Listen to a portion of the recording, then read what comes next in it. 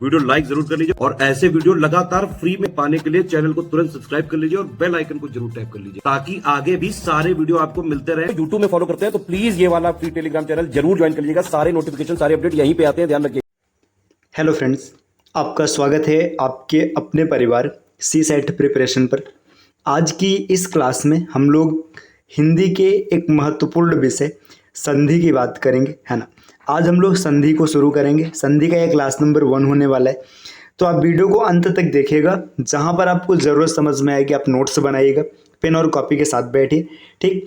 अगर आप हमारे पैड ग्रुप से जुड़ना चाहते हैं तो ये नंबर दिया गया है टीम का, आप इन नंबर्स पर संपर्क कर सकते हैं।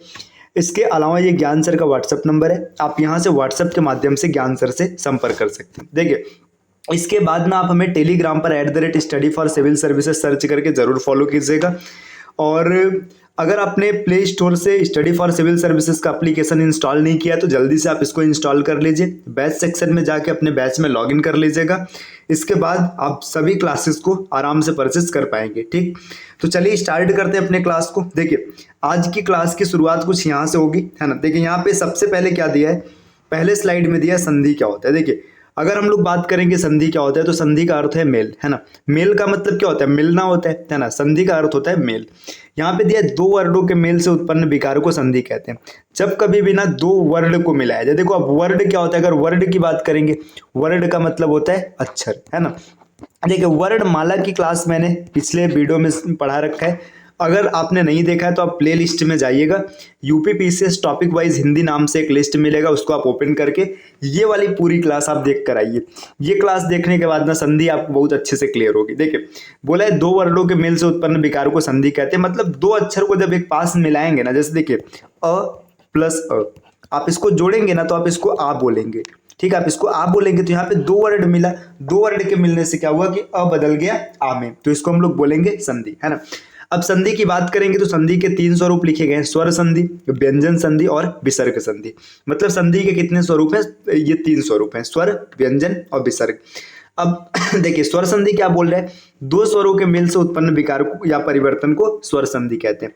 मतलब जब 2 स्वरों को आपस में मिलाया जाएगा। देखिए, यहाँ पे स्वरों की बात करें, स्वरों की संख्या कितनी होती है, तो हिंदी में स्वरों की संख्या कुल 11 होती है ना। अंग और अह को अयोग वाह माना जाता है। देखिए, यहाँ पे लिखा भी है, देखिए हिम प्लस आलय बराबर हिमालय। यहाँ पे देखिए हिम, अगर आप हिम को देखेंगे ना तो हिम सच में ऐसे लिखा है, देखिए ह, है ना, हलंत लगा होगा, यहाँ पर प्लस छोटी ई की मात्रा होगी, है ना। इसके बाद क्या होगा, इसमें म के साथ भी हलंत होगा और लास्ट में अ होगा, ठीक।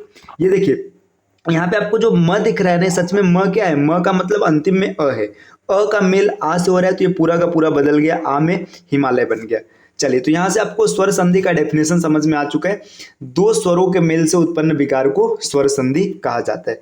नेक्स्ट स्लाइड पर आते हैं। देखिए, अगले स्लाइड पे क्या इन्फॉर्मेशन दिया है। अब स्वर संधि की बात अगर करेंगे तो स्वर संधि 5 प्रकार के हैं। देखिए कौन कौन से, यहाँ पे पहला जो है वो है दीर्घ स्वर संधि, है ना। दूसरा जो है ये गुण स्वर संधि है, और तीसरा दिया है इसमें वृद्धि स्वर संधि, चौथा है यड़ स्वर संधि और 5वां अयादि स्वर संधि। तो देखिए, स्वर संधि 5 प्रकार का है, दीर्घ, गुण, वृद्धि, यड़ और अयादि, है ना। तो ये 5 प्रकार के स्वर संधि होते हैं, एक एक करके हम लोग सबको समझेंगे। सबसे पहले बात करेंगे दीर्घ स्वर संधि। देखिए, दीर्घ स्वर संधि क्या होते हैं, जब 2 सजातीय ह्रस्व या दीर्घ स्वर, है ना, सजाती कहने का मतलब क्या होता है, समान, है ना, ह्रस्व या दीर्घ स्वरों को मिलाया जाता है तो वे दीर्घ स्वर में परिवर्तित हो जाते हैं। देखिए, जब कभी भी ना जैसे 2 ह्रस्व, यहाँ पे लिखा है ह्रस्व स्वर क्या होते हैं, अ, ई, उ और री, है ना। दीर्घ स्वर क्या होते हैं, आ, ई, उ। इसका मतलब है ना, देखिए अगर कभी आप अ और अ को मिलाएंगे तो ये देखिए ये भी ह्रस्व है, ये भी ह्रस्व है, दोनों मिलकर किस में बदल जाएगा, दीर्घ, मतलब आ में बदल जाएगा। अगर आप अ और आ को भी मिलाएंगे, है ना, अ और आ मिलेगा, देखिए एक ह्रस्व और एक दीर्घ है, लेकिन लास्ट में क्या हो जाएगा, दोनों आ बन जाएगा। देखिए, अगर आप दोनों दीर्घ को मिलाते हैं, आ प्लस आ लिखते हैं ना, फिर भी ये क्या बनेगा, आ बनेगा। तो देखिए, अब यहाँ पे अगर मान लीजिए आपने पहले आ करके बाद में अ किया तो फिर भी आ ही बनेगा। तो ये 4 स्टेटमेंट, मतलब 4 स्वरूप इसका बना, है ना। ऐसे आप ई के साथ भी देख सकते हैं, छोटी ई और छोटी ई मिलेगी तो बड़ा ई बनेगा, छोटी ई और बड़ी ई मिलेगी तो बड़ी ई बनेगी, है ना। बड़ी ई और बड़ी ई मिलेगी तो फिर भी बड़ी ई मिलेगी, है ना। इसी तरीके से ऊ के साथ भी आएगा और री के साथ भी आएगा। तो आपको ये दीर्घ स्वर संधि क्या होता है यहाँ से स्पष्ट हो चुका होगा। चलिए आते नेक्स्ट स्लाइड पे। देखिए यहाँ पे क्या दिया है, देखिए यहाँ पे इसी स्वरूप को थोड़ा सा विस्तार से समझाया गया है। देखिए अच्छा यहाँ पे संयुक्त स्वर मतलब स्वर के बारे में पहले बताया गया, तो ये स्वर के बारे में क्या होता है, अभी संयुक्त की जरूरत हम लोगों को नहीं है ना। आपको हस्व और दीर्घ समझना। देखिए यहाँ पे इसका विस्तार दिया है। अब आ और आ मिल करके आ बनाएगा, है ना। अ और अ मिल के भी आ बनेगा, अ और आ मिलकर भी आ बनेगा, आ और अ मिलकर भी आ बनेगा। और ये जो कंठ लिखा है, कंठ इसका उच्चारण स्थान होता है।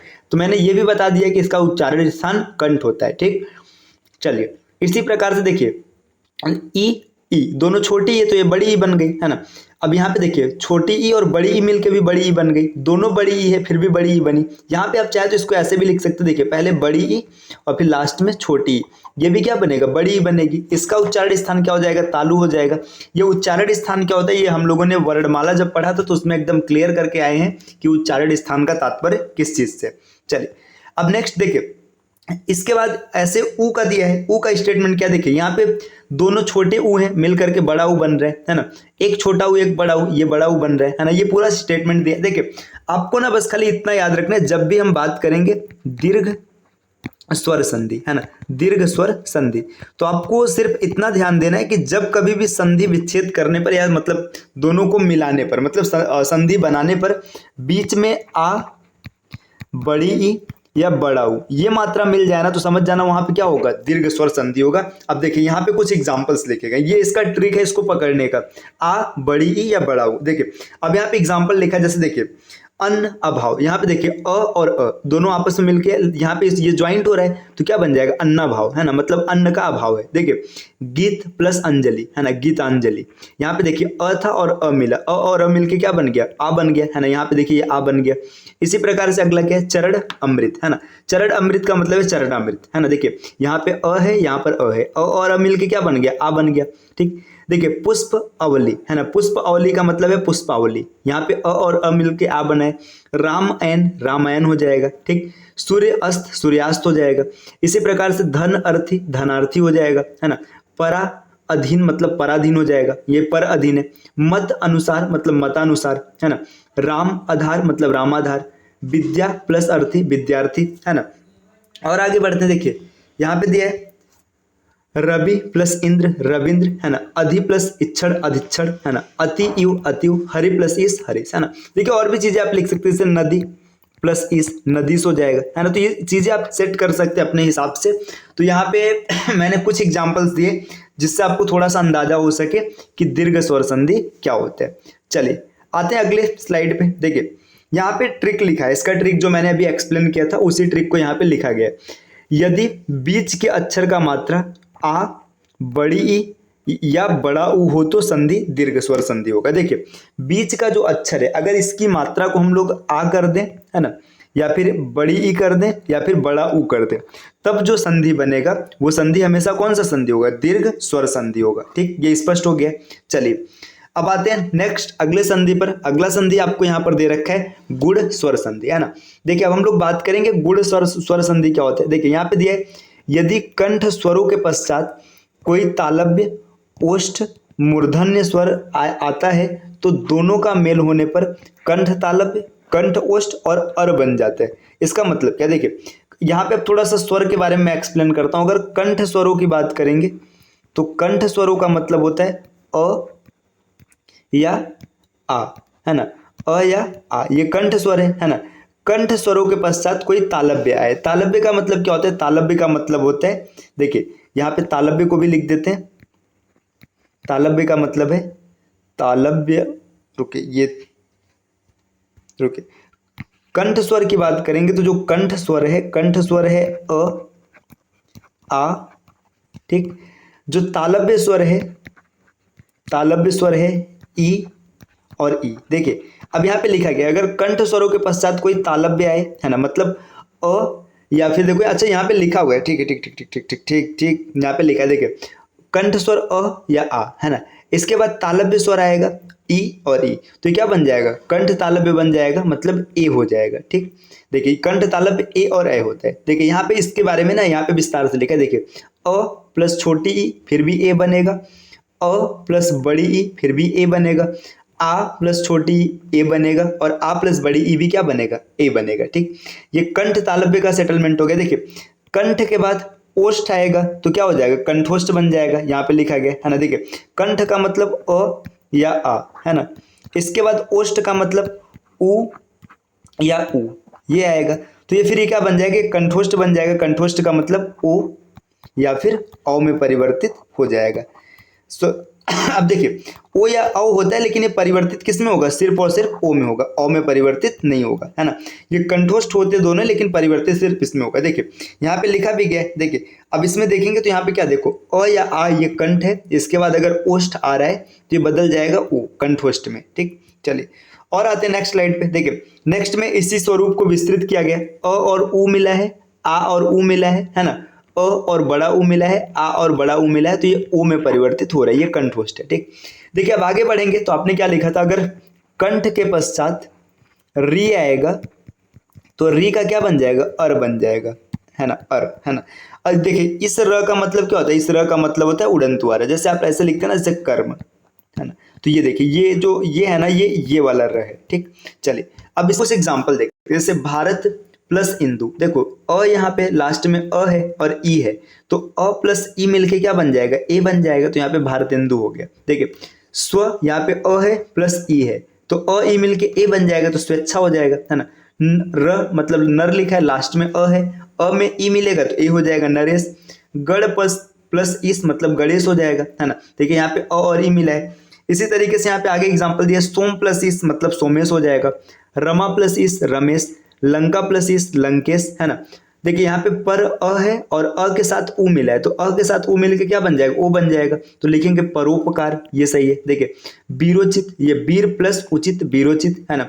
सर्व, देखिए अ है और अ के बाद उ आया है, अ के बाद उ आएगा तो क्या बन जाएगा, ओ बन जाएगा, तो यहाँ पे आपने सर्वोदय लिख दिया। गंगा लास्ट में आ प्लस उ, ओ बन जाएगा, गंगोदक हो जाएगा, गंगोर्मी हो जाएगा यहाँ पर, है ना। महा प्लस ऊर्ध्व मतलब महोर्ध्व, है ना। देव अ प्लस री, है ना। देखिए यहाँ पे समझिए, मैंने अभी बताया था, जब कभी भी देखिए यहाँ पे देव लिखा है और प्लस ऋषि लिखा है। अब इसका मतलब समझिए, देखिए यहाँ पे लास्ट में अ आ रहा है और यहाँ पे री आ रहा है, अ और री मिलके अर बन जाएगा, अर का मतलब उड़नतुआरा होता है, तो आप लिखेंगे देवर्षि, देवर्षि, ये बिल्कुल इसका सही ऑप्शन हो जाएगा। चलिए इसी प्रकार राजा प्लस ऋषि, तो राजर्षि, देखिए यहाँ पे राजा प्लस ऋषि, ये यहाँ पे नीचे ये टच करने पे ओपन हो जा रहा है ना। तो यहाँ पे आप देख लीजिएगा ऐसे ही, देखिए राजा और ऋषि, है ना, ये ऊपर मैं लिख रहा हूँ, देखिए ये राजा और ऋषि, राजा ऋषि, ये इसका बिल्कुल सही तरीका है। चलिए आते हैं अगले स्लाइड पे। देखिए अगले स्लाइड पे क्या दिया, देखिए अब यहाँ पे दिया है वृद्धि स्वर संधि। आपने दीर्घ पढ़ा, आपने गुण पढ़ा, अब वृद्धि की बात करेंगे। कंठ स्वरों का मेल, देखिए कंठ स्वर मतलब अ या आ का मेल, है ना। कंठ तालव्य, कंठ तालव्य का मतलब देखिए यहाँ पे मैं लिखते हुए चलता हूँ, कंठ स्वर मतलब अ या आ का मेल, जब कभी भी कंठ तालव्य मतलब ए या फिर ए या कंठोष्ठ मतलब ओ और औ से होता है या होने पर दोनों कंठ तालव्य या कंठोष्ठ के दूसरे स्वर में परिवर्तित हो जाते हैं। दूसरे का मतलब ये ए बन जाएगा और ये औ बन जाएगा। तो देखो यहाँ पे इसका कंक्लूजन ये निकल रहा है ना, कि जब कभी भी अ या ए की क्रिया हम कराएंगे ए या ए से, तो हमेशा ए बनेगा। ठीक, और अ या ई को मिलाएंगे ओ या औ से, तो हमेशा औ बनेगा, है ना। इस चीज को अगर ओपन करके विस्तार में लिखा जाए, यहाँ पे डायरेक्ट एग्जाम्पल लिखा, तो आप ऐसे समझिए, देखिए अ प्लस ए, है ना, ये रहेगा तो भी ए मिलेगा, है ना। आ प्लस ए ऐसा रहेगा, फिर भी आपको ए मिलेगा। देखिए अ प्लस ए, है ना, इस कंडीशन में भी आपको ए मिलेगा, और आ प्लस ए, है ना, इस कंडीशन में भी आपको ए मिलेगा। तो इसका तरीका रहा। अब देखिए इसी तरीके से अगर हम बात करेंगे तो यहाँ पे ओ हो जाएगा तो आपको औ मिलेगा, यहाँ पर ओ रहेगा, यहाँ पे आ रहेगा, फिर भी औ मिलेगा। तो यहाँ पे एग्जांपल्स देखते हैं। देखिए लोक, देखिए यहाँ पे अ है और ए है ना, तो लोक ऐसड़ा, ये हो जाएगा। देखिए वित्त प्लस एसड़ा मतलब वित्त ऐसड़ा, है ना। एक यहाँ पे अ क है और यहाँ क का मतलब अ है और यहाँ पे ए है, अ और ए मिलकर ए बनेगा, एक एक, है ना। फिर आगे है देखिए मत प्लस एक, मत एक, है ना। यहाँ पे कुछ एग्जांपल्स दिए गए इस प्रकार के, काफी एग्जांपल्स है, तो आप इन एग्जांपल्स को पढ़ लीजिएगा, ठीक। तो ये पूरे एग्जांपल्स आप पढ़ लीजिएगा, ठीक है। यहाँ पे देखिए काफी एग्जांपल दिए गए, है ना। आप देखेंगे, देखिए वन औषध हो जाएगा, है ना। यहाँ पे वन औषधि भी आप लिख सकते हैं, महादौरे हो जाएगा, महा औषधि हो जाएगा, है ना। तो इस एग्जांपल्स को आप पढ़ लीजिएगा, है ना। तो ये हम लोगों की आज की क्लास रही, जिसमें हम लोगों ने संधि को पूरा कवर किया, है ना। अब हम लोगों ने इस क्लास में ना 3 प्रकार के संधि, देखिए स्वर संधि का जो स्वरूप होता है दीर्घ, गुण और वृद्धि, हमने इन 3 को यहाँ पे कवर किया है, दीर्घ, गुण और वृद्धि। आप इसकी प्रैक्टिस कर लीजिएगा। इसमें मैंने पर्याप्त मात्रा में एग्जांपल लिख दिया, है ना। एक एक में आप देखेंगे तो यहाँ पे देखिए एग्जांपल्स में एक देखिए 1 2 3 4 5 6 7 8 9 10 11 12 13 14 15, है ना। 15 के आसपास एग्जाम्पल दिए गए सब में। तो ये प्रैक्टिस के लिए पर्याप्त है, आप आराम से प्रैक्टिस कर सकते हैं, आपको कोई दिक्कत नहीं आएगा। आप इस नोट्स का पीडीएफ आपको मैं लिंक में दे दूंगा, तो आप वहां से इसका पीडीएफ डाउनलोड कर लीजिएगा, आपको नोट्स बनाने की जरूरत नहीं पड़ेगी, है ना। बाकी आप अपना नोट्स अपने हिसाब से खुद से बनाएंगे तो ज़्यादा अच्छा रहेगा, ठीक है। तो चलिए मिलते हैं आपसे नेक्स्ट वीडियो में कुछ नए इन्फॉर्मेशन के साथ। तब तक के लिए आप अपना ख्याल रखिएगा। अगर आपने चैनल को अब तक सब्सक्राइब नहीं किया तो चैनल को सब्सक्राइब कर दीजिएगा, वीडियो को लाइक कर दीजिएगा और अपने फ्रेंड्स के साथ शेयर कर दीजिएगा, ठीक है। और हाँ, प्ले स्टोर से हमारे टीम के application study for civil services को ज़रूर इंस्टॉल कीजिएगा, है ना। इंस्टॉल करने के बाद आप जिस एग्ज़ाम की तैयारी कर रहे हैं उस बैच में जा करके आप चीज़ों को परचेस कर सकते हैं, देख सकते हैं, है ना। कुछ चीज़ें आपको बिल्कुल मुफ्त मिल जाएंगी, आराम से आप तैयारी कर सकते हैं। चलिए तब तक के लिए आप अपना ध्यान रखिएगा, मिलते हैं नेक्स्ट वीडियो में नए इन्फॉर्मेशन के साथ। Take care, bye bye and thank you.